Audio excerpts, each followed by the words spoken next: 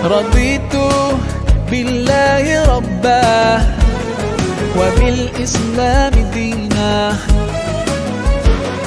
Raditu billahi rabbah wa bil islami dinah wa bi Muhammadin sallallahu alaihi wasallam. Terima kasih Pak Taufik. Bapak-bapak dan ibu jamaah subuh yang berbahagia. Assalamualaikum warahmatullahi wabarakatuh. Alhamdulillah.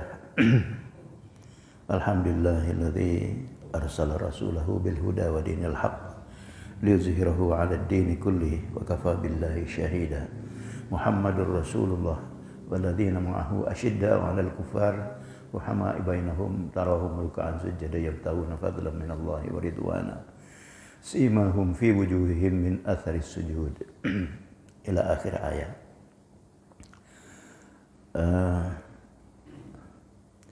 Bapak-bapak dan ibu yang insyaallah kajian setelah sholat subuh, kemudian majelis ilmu ini insyaallah akan dihadiri oleh malaikat yang sengaja diturunkan oleh Allah Subhanahu wa taala khusus untuk majelis ilmu. Menghadiri majelis ilmu ini insyaallah kalau ilmu itu nurun, ilmu itu cahaya. Oleh karena itu berbicara tentang ilmu itu pokok yang paling dasar itu menghadirkan Allah itu di hati. Kalau Allah itu sudah hadir di hati, tidak ada problem apapun yang tidak selesai. Akan selesai semua. Dalam kehidupan umat Islam itu istimewa daripada umat-umat yang lain. Diutus oleh Allah Subhanahu wa taala seorang hamba Allah yang asalnya bernama Ahmad kemudian menjadi Muhammad, yang paling menonjol dan paling memecahkan problem-problem sosial mulai dari kehadiran Rasulullah sallallahu alaihi wasallam ila yaumil qiyamah.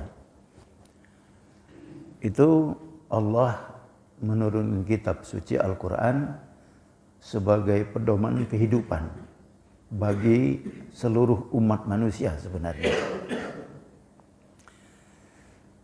A'udzubillahi minasyaitonirrajim. Bismillahirrahmanirrahim.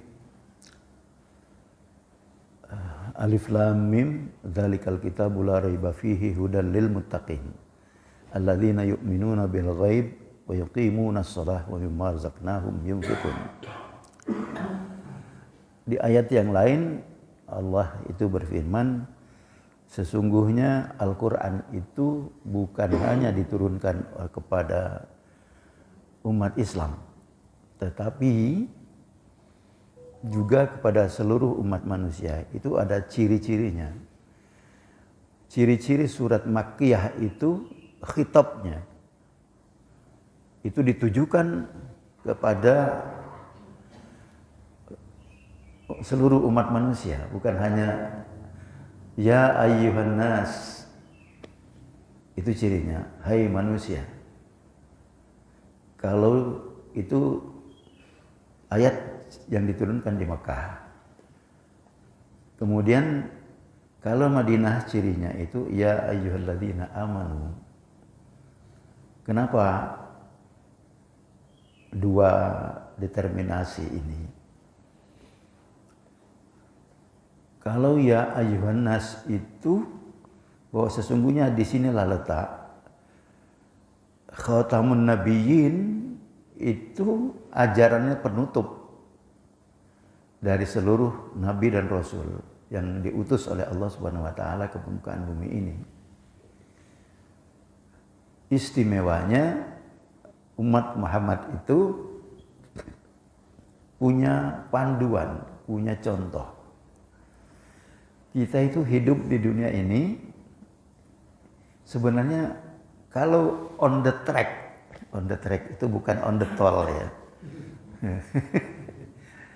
On the track itu di atas kejeleran kereta itu pasti lurus. Kapan mengkok itu jatuh dia. Tapi kalau on the toll, walaupun tol itu luar biasa lebarnya, tapi kecelakaan banyak karena jalannya bisa zigzag. Maka umat Islam itu, Quran itu adalah on the track. Kalau meniti Al-Quran itu selesai semua kehidupan. Selamat mulai dari dunia sampai akhirat. Nah, inilah Islam. Kemudian Rasulullah Muhammad sallallahu alaihi wasallam itu laqad kana lakum fi Rasulillahi uswatun hasanah. Mau berbicara tentang apa saja, pendidikan, ekonomi, politik, perang, bagaimana sains dan teknologi, semua itu intinya pada sosok Rasulullah Muhammad sallallahu alaihi wasallam itu. Laqad kana lakum fi Rasulillahi uswatun hasanah. Sesungguhnya di dalam diri Rasul itu ada contoh uswah yang hasanah.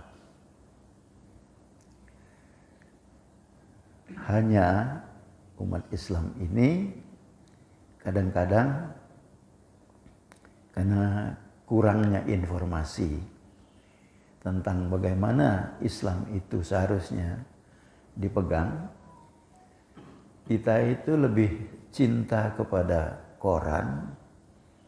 Kalau sekarang itu mungkin dengan gadget ketimbang Al-Quran.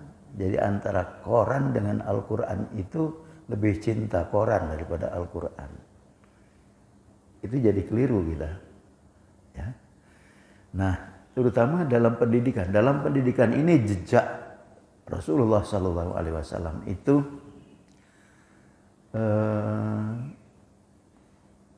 seluruh perkembangan metodologi pendidikan itu sebenarnya kalau kita kembalikan kepada perilaku Rasulullah Sallallahu Alaihi Wasallam itu banyak sekali yang bisa kita ciptakan untuk sekarang ini. Makanya sebenarnya metodologi pendidikan itu pangkalnya dalam pendidikan Islam itu adalah Al-Quran dan Sunnah Rasulullah Sallallahu Alaihi Wasallam.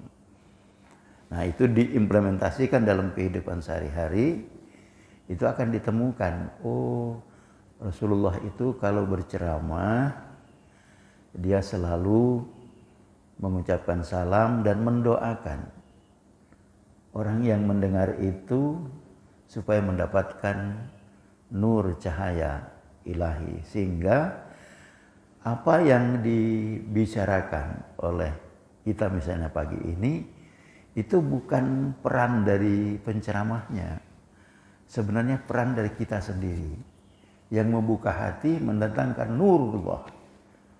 Itu akan dengan sendirinya. Satu hal yang dikatakan oleh penceramah itu kalau ada nur di sini ini, itu akan ada pengembangan dan implementasi dan koreksi serta evaluasi dari seluruh kehidupan kita.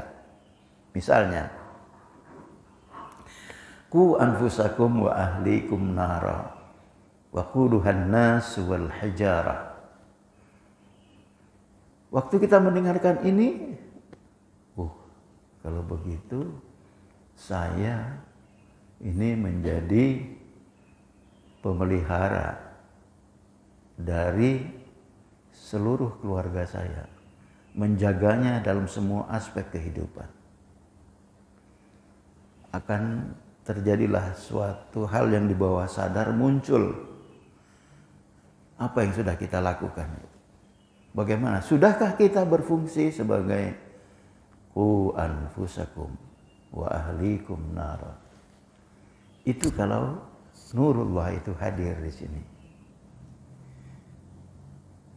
Maka sebenarnya fadailullah itu akan terus ditambah oleh Allah Subhanahu wa taala apabila hati ini selalu menghadirkan Allah dan hati ini selalu hadir di hadapan Allah Subhanahu wa taala. Ilmu apapun Bapak-bapak dan Ibu sekalian untuk dunia ini memang ada hadisnya. Sesungguhnya kalau kamu mau hidup di dunia ini ada ilmunya. Kalau mau hidup mencari akhirat itu ada ilmunya. Kita itu diajar oleh Allah supaya hasanah fid dunya, hasanah fil akhirah. Kita tidak boleh meninggalkan dunia ini. Ya. Metodenya dicari. Ada contoh. Kalau laqad kana lakum fi Rasulillahi uswatun hasanah. Bagaimana berekonomi, bagaimana berpendidikan, bagaimana berdagang, bagaimana menjadi suami, bagaimana mencari istri. Itu semua uswah hasanahnya ada pada Rasulullah dan keluarganya. Maka kalau saya metode yang paling ampuh di dalam kehidupan ini pangkalnya itu bagaimana kita selalu introspeksi. Sejauh mana kita mengucapkan asyhadu an la ilaha illallah wa asyhadu anna muhammadar rasulullah itu sudah menjadi basic dasar kita berkata-kata, kita berdagang, kita menjadi suami, kita menjadi istri, kita menjadi jamaah masjid. Makanya yang paling beruntung itu adalah orang yang selalu hatinya itu hadir di hadapan Allah atau Allah itu kita hadirkan di dalam hati kita. Kalau metode pendidikan Rasulullah itu bisa diambil satu misalnya. Bagaimana Rasulullah itu pada satu peristiwa ada seorang Badui yang datang dari desa. Lantas masjid pada waktu itu masih dalam lingkaran saja, ya. Lantas Badui ini kencing di masjid. Para sahabat, wah udah reaksinya luar biasa. Coba bayangkan bapak-bapak, kalau ada orang kencing di sini, gimana bapak-bapak? Karpet bagus, baru dibersihkan gitu ya. Mungkin ada yang lari keluar cari pentungan gitu. Ini dari satu sisi ini kita akan menemukan satu metode pendekatan dan metode serta teknik dari satu peristiwa itu. Apa? Para sahabat Sayyidina Umar itu singa padang pasir. Siapa yang tidak takut dengan Sayyidina Umar?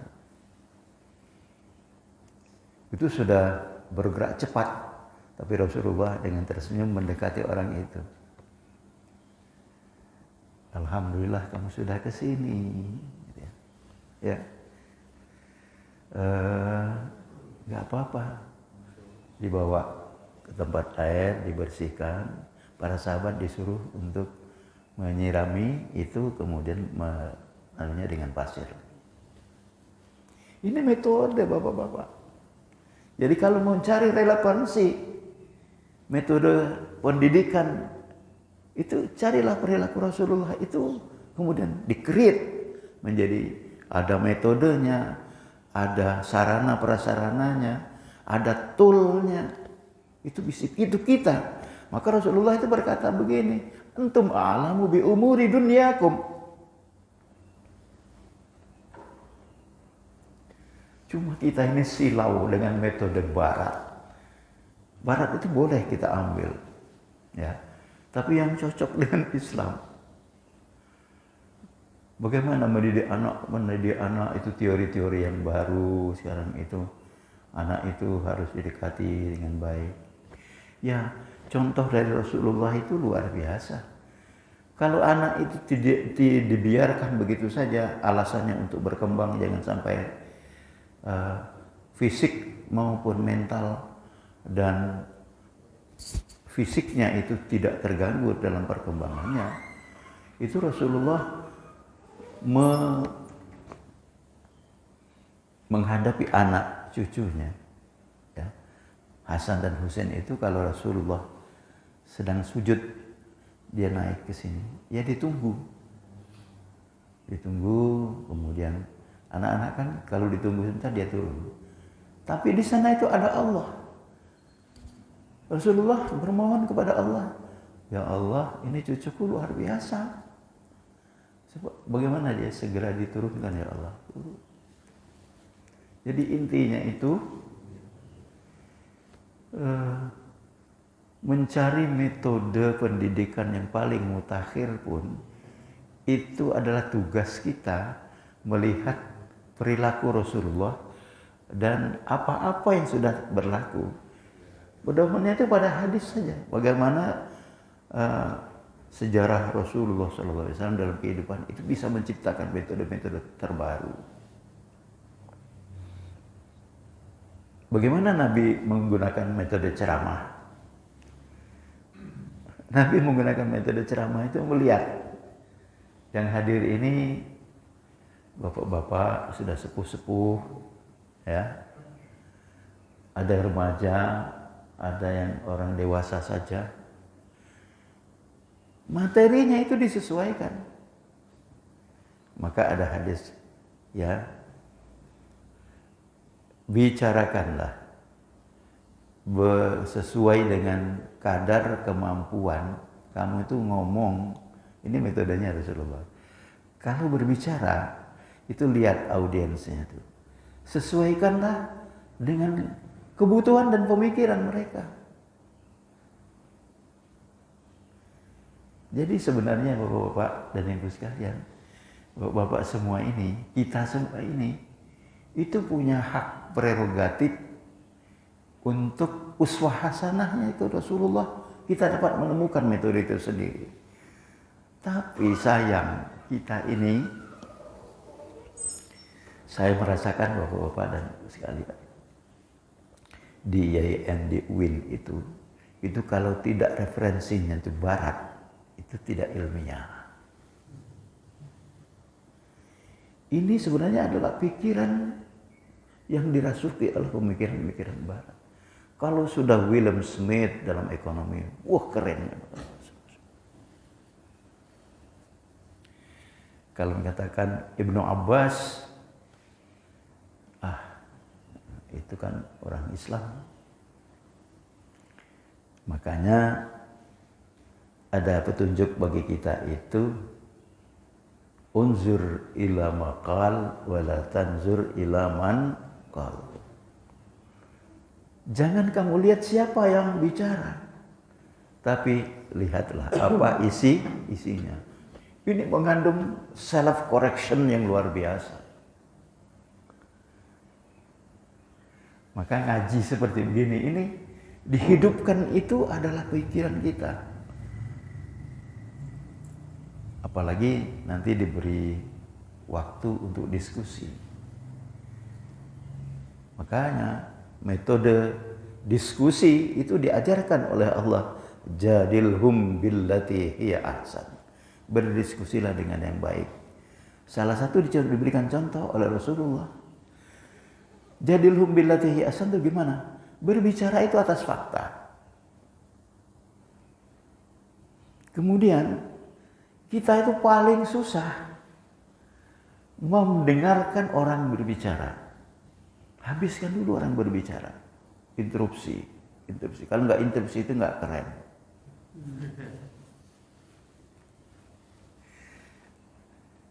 Habiskan dulu, dengarkan dulu. Sebab kalau kita tidak tuntas mendengarkan ide atau apa maksud orang itu berbicara, kita tidak akan utuh. Oh, bukti orang cerdas itu dia tampil ke muka terus sebagai inisiator. Ada ajaran dalam Islam. Tampil sebagai inisiator itu, lengkapi dulu dengan datanya, dengarkan dulu pendapat-pendapat orang itu. Baru kita dengan senang hati mengatakan, ini bagus, pendapat si ini bagus. Tapi Rasulullah SAW berkata begini, di dalam Al-Quran ada ini. Nah mari kita integrasikan semuanya ini dengan baik. Kapan kondisi seperti ini bisa muncul di dalam sistem pendidikan Islam kita? Bapak-bapak dan ibu, Yayasan Masjid Al-Amin ini, dan di sini juga ada sekolah. Ini tahun 97 kita bangun. Hasilnya di sini. Dan alhamdulillah yang sudah-sudah ini di samping wakaf orang itu adalah hasil eksperimen, uji coba, dan apa yang kita lakukan. Kita punya cita-cita sebenarnya. Mari, karena kita bicara ini metode Rasulullah. Rasulullah itu selalu mendengarkan orang, apa kemauan beliau. Ya. Nah, ini orang-orang kita semua ini kepingin. Alangkah indahnya kalau di sana ada Masjid Al-Amin, di sini Al-Faruq. Kita punya Yayasan Al-Faruq misalnya, atau Yayasan Al-Amin yang ada di sini. Kemudian kita punya, sekarang itu kan ada Muhammad Abra SD, Muhammadiyah segala macam. Itu nggak usah ini. Apapun yang sudah ada itu justru menjadi bahan kajian kita. Kita yang hadir di belakang sebenarnya beruntung. Kenapa beruntung? Karena sudah ada contoh. Tinggal meramunya. Meramu yang terbaik dari sini ini apa? Bisa kita ciptakan itu. Saya itu punya mimpi, bapak-bapak, ibu sekalian. Di sini itu kita bangun paling kurang ada 3 lantai masih tanah yang sini. Kita buat namanya, mau madrasah boleh, mau SD boleh. Tapi yang penting itu dasarnya itu pendidikan Islam itu. Ini buku yang saya buat, paradigma pendidikan Islam itu salah satunya berbicara. Tapi yang penting itu dasarnya itu pendidikan Islam itu. Ini buku yang saya buat, paradigma pendidikan Islam itu salah satunya berbicara bahwa dasar pendidikan Islam itu adalah Al-Quran dan Sunnah dan para pemikir-pemikir Islam. Sederhana sekali Allah itu merumuskan. Pendidikan Islam itu goal attainment-nya, tujuan akhir pendidikan Islam itu untuk terbentuknya manusia 2 dimensi. Dimensi ukhrawi, dimensi duniawi. Ukhrawinya itu adalah laqad khalaqnal insana fi ahsani taqwim, pada Rasulullah itu sesungguhnya bahwa aku tidak ciptakan jin dan manusia itu kecuali untuk menghamba kepadaku.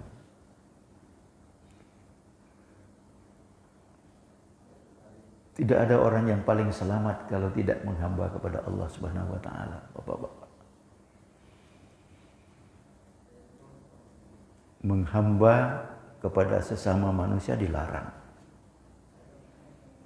Tapi kalau menghormati satu sama lain itu bagus. Tapi jangan menghambakan diri dengan manusia. Setinggi apapun orang itu jangan pernah menghambakan diri kepada kita. Itu kita membuat celaka dia juga. Kalau kita menjadi orang yang besar, katakan mimpin apapun, kalau di dalam hati kita itu lantas orang ini semua adalah hamba-hambaku. Na'udzubillah. Hindari itu.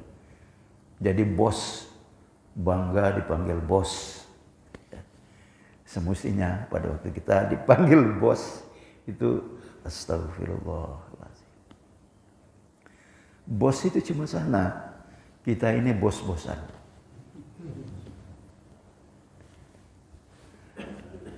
Nah, jadi tujuan pendidikan Islam dalam Al-Quran itu dua saja. Menciptakan manusia menjadi abdullah, abidnya Allah. Kemudian itu secara vertikal. Secara horizontal, hablum minallah ke sana itu menjadi abdullah. Hablum minanas itu menjadi khalifah Allah di permukaan bumi. Khalifah Allah itu dalam kamus bahasa Indonesia, arti khalifah itu yang agak luas. Tepat itu adalah artinya mandataris Allah di muka bumi ini. Itu khalifatullah. Kita ini memegang mandat, diberi mandat oleh Allah untuk menjadi khalifah. Tugas pokoknya itu apa? Huwallazi ja'alakum khalaifa fil ardi wasta'amarakum fiha. Khalifah Allah, kamu ini semua khalifah. Tugas pokoknya apa? Untuk memakmurkan dunia ini. Makmurkan dunia ini gimana caranya? Tugas kita bagaimana asalnya pohon kayu, lantas menjadi meja, menjadi pakaian juga ada yang dari kayu, kopiah ini. Semua ciptaan kita ini, apa beda ciptaan Allah dengan ciptaan kita? Allah itu menciptakan dari tiada sampai ada. Kalau kita mencipta itu adalah membuat formulasi. Ini semua pekerjaan khalifah. Ya. Makanya ada rumus bahwa khairun nas itu pekerjaannya anfa'uhum linnas. Coba Bapak, menjadi ahli surga itu kuncinya cuma satu itu kelihatannya kalau dilihat dalam perspektif ini. Ya. Bagaimana kita ini menjadi orang yang paling bermanfaat bagi manusia? Bagaimana caranya? Kalau punya ilmu sebarkan, punya harta bagikan.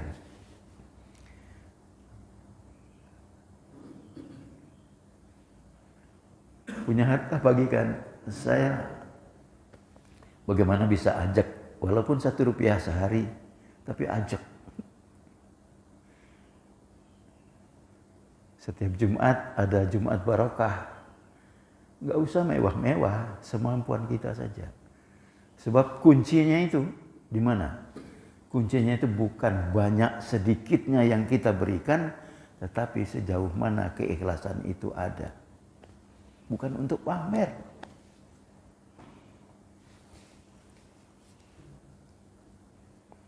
Foto sana, siarkan. Gitu. Habis itu bapak-bapak. Nggak ada nanti, kosong, nol di sana itu rekeningnya nanti. Tuntunan Rasulullah itu apa? Kalau kamu memberikan sesuatu itu dengan tangan kananmu, usahakan jangan sampai tahu tangan kiri ini. Begitu ilustrasinya. Lupakan semua yang kebaikan yang pernah kita lakukan. Supaya kita tidak mengarah menjadi Fir'aun kecil. Orang berilmu ini juga, kalau dia sombong dengan keilmuannya, lewat. Yang berhak menyandang mutakabbir itu hanya Allah. Karena Allah itu akbar. Alangkah indahnya kehidupan kita ini kalau mencontoh Rasulullah. Waktu Fathu Makkah, bapak-bapak dan ibu, Nabi masuk kota Mekah itu dengan kembali. Makanya kenapa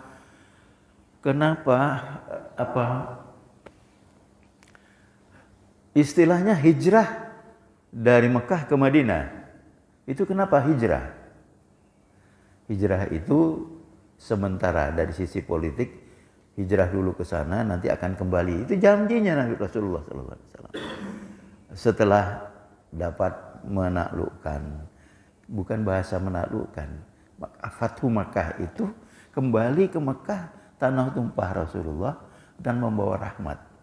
Makanya al-Islam itu rahmatan lil alamin. Waktu masuk dengan Umar dan segala macam, Abu Sufyan pada waktu itu gembong di Quraisy. Ini bisa diambil sebagai sebuah metode. Bisanya kalau menjadi pemenang itu seperti kita lihat gimana kalau kita menjadi pemenang. Dielu-elukan dengan teriakan-teriakan yang luar biasa. Tapi Rasulullah waktu Fathu Makkah itu, masuk ke Makkah itu dengan tersenyum, dengan bahasa yang lemah lembut, sehingga Abu Sufyan itu tinggal menghitung detik. Sayyidina Umar itu tidak lepas dari pedangnya dengan tentara pada waktu itu. Ya. Dia ngitung detik. Berapa lama lagi pedang Sayyidina Umar itu akan menebas leherku. Ini kalau mau mencari metode, kalau menjadi pemenang. Lantas Rasulullah berdiri di tempat yang tinggi mengatakan, saudara-saudaraku semua ahli Quraisy, kaum Quraisy, kami datang ke sini, masuk ke kota Mekah ini membawa keselamatan. Kemudian siapa yang menjadi pengikut Ibu Abu Sufyan, dan Abu Sufyan sendiri itu selamat. Tidak ada permusuhan di antara kita. Suatu amnesti umum yang diberikan oleh Rasulullah pertama kepada lawan ini. Coba, metode apa yang mau kita ciptakan secara politik kalau menjadi pemenang? Mungkin situasi 24 ini perlu kita besarkan informasi ini. Kalau kalah itu jangan ciut. Jadi pemenang jangan sombong. Rangkullah semuanya. Karena negara ini tidak selesai oleh kita. Tidak selesai oleh satu partai. Apalagi perorangan. Ya, ada itu ta'awanu 'alal birri wat taqwa wa la ta'awanu 'alal itsmi wal 'udwan. Nah, demikian Bapak-bapak sekalian.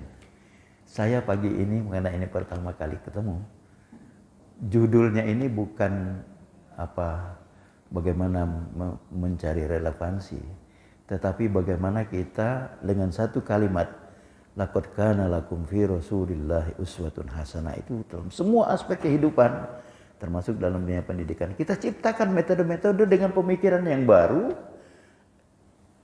dengan teknologi mutakhir ini, kita menciptakan suatu metode sendiri, metode Al-Faruq. Ada nanti madrasah kita atau SD kita yang basicnya itu nanti tahfiz, ya. Kemudian dari tahfiz ini lantas kita lihat ayat Allah yang ada di dalam Al-Quran, ayat nakliyah. Jadi sumber ilmu itu kalau dalam Islam itu dua. Nakliyah kitab suci, kemudian kauniyah alam semesta ini. Itu bukti bahwa Allah itu ada Al-Quran. Karena di sana ada hudan. Buktinya ada Allah itu ada ciptaannya.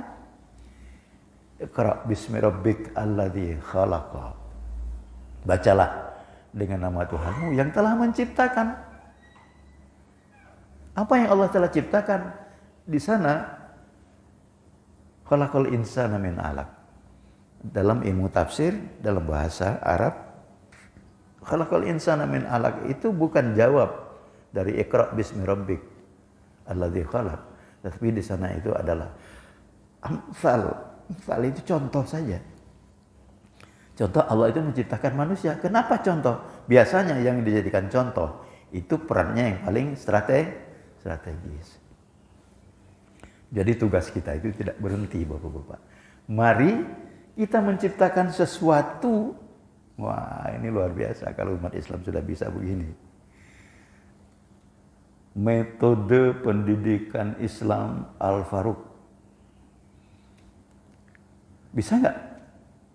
Wah, nanti nggak diakui orang, nggak perlu diakui orang itu. Yang penting ini membawa kebaikan. nyata nanti alumni kita itu tumbuh berkembang menjadi orang yang menguasai ilmu, yang menjadi menciptakan realisasi dari yarfa'illahu alladhina amanu minkum walladhina utul ilma darajat. Allah akan mengangkat derajat orang yang beriman dan berilmu pengetahuan itu apabila dia sampaikan itu diangkat derajatnya, dan beberapa derajat dari orang yang tidak beriman dan berilmu. Local wisdom di Indonesia luar biasa banyaknya. Local wisdom ini banyak sekali Bapak-bapak. Kaya sekali Indonesia ini dengan local wisdom. Keunggulan-keunggulan lokal itu diangkat. Kenapa harus mengekor? Boleh, ada konsepnya di dalam Islam itu. Yang ini menjadi bahan di dalam pondok. Al-muhafazatu 'alal qadimis shalih wal akhdhu bil jadidil aslah. Yang baik, yang lama itu teruskan. Yang baru, yang jelek nggak usah diambil, tapi yang baru yang baik juga ambil, padukan dia, integrasikan. Maka Syafi'i itu terkenal dengan qaul qadim dan qaul jadid. Imam Syafi'i itu waktu dia berada di desa, karena tantangannya itu masih sempit local wisdomnya. Kemudian local wisdom itu berkembang menjadi kota besar, metropolitan bahasanya. Itu ada qaul jadid, qaul qadim yang sudah bertemu, berinteraksi dengan bukan local wisdom tapi makro wisdom. Jadi orang itu pasti berkembang secara fisik. Lihat saja misalnya kita kalau waktu masih di desa dulu nggak kenal dengan barang-barang yang modis segala macam, ya biasa karena itu. Tapi setelah bergabung dengan orang-orang ini, itulah perlunya ta'aruf. Jadi silaturahmi, ta'aruf itu membesarkan kita. Nah, maka barangkali dalam kesempatan pagi ini kita punya cita-cita, Bapak-bapak, mari kita jelmakan, ya. Insya Allah kita jelmakan. Ini komplek pendidikan yang ada masjid Al-Azhar itu Buya Hamka di Al-Azhar. Tapi Al-Azhar sekarang itu sudah ke seluruh Indonesia. Alangkah besar pahala kita. Orang yang punya ide, yang mengawalinya, itu luar biasa. Amal itu dibawa ke sana, asal ikhlas. Barangkali begitu, dan nanti kalau masih ada waktu kita tanya jawab. Kalau enggak, simpan aja, nanti ketemuan yang lain kita ini. Barangkali begitu, mohon maaf kalau ada kekeliruan saya. Mudah-mudahan Allah selalu memberikan bimbingan, taufik dan hidayahnya kepada kita semuanya, sehingga kita menjadi orang yang paling berguna bagi keluarga, bagi tetangga, bagi negara secara keseluruhan. Amin, Allahumma amin. A'udzubillahi minasyaitonirrajim. Bismillahirrahmanirrahim. Alhamdulillahirabbil alamin, hamdan syakirin, hamdan na'imin, hamdan yuafi na'amahu wa yukafi'u mazidah. Ya Rabbana lakal hamd kama yanbaghi li jalali wajhikal karim wa azimi sultanik. Allahumma salli ala sayyidina Muhammadin salatan tunjina biha min jami'il ahwali wal afat wa taqaddilana biha ya Allah min jami'il hajat wa tutahhiruna biha min jami'is sayyi'at wa tarfa'una biha indaka 'alad darajat wa tuballighuna biha aqsal ghayat min jami'il khairat fil hayati wa ba'dal mamat innaka 'ala kulli syai'in qadir.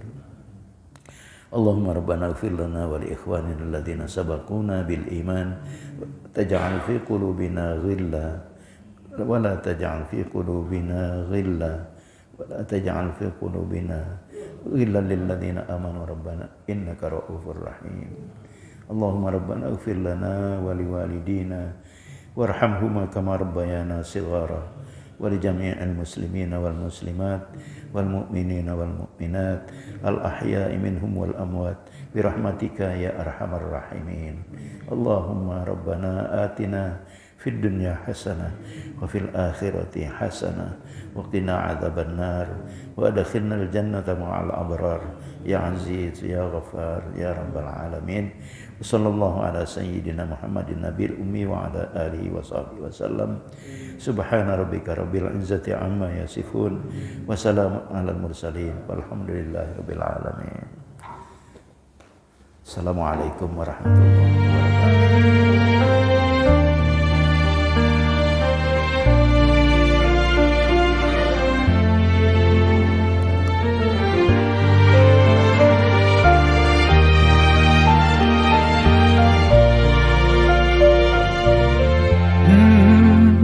يا من صليت بكل الأنبياء، يا من في قلبك رحمة للناس، يا من ألفت قلوبا بالإسلام، يا حبيبي يا شافعي يا رسول الله، بأمي وأبي فديتك سيدي، صلاة وسلام عليك يا نبي. حبيبي يا محمد أتيت بالسلام والهدى محمد، حبيبي يا محمد يا رحمة للعالمين يا محمد، يا من حليت حياتنا بالإيمان، يا من بجمالك علمت الإحسان،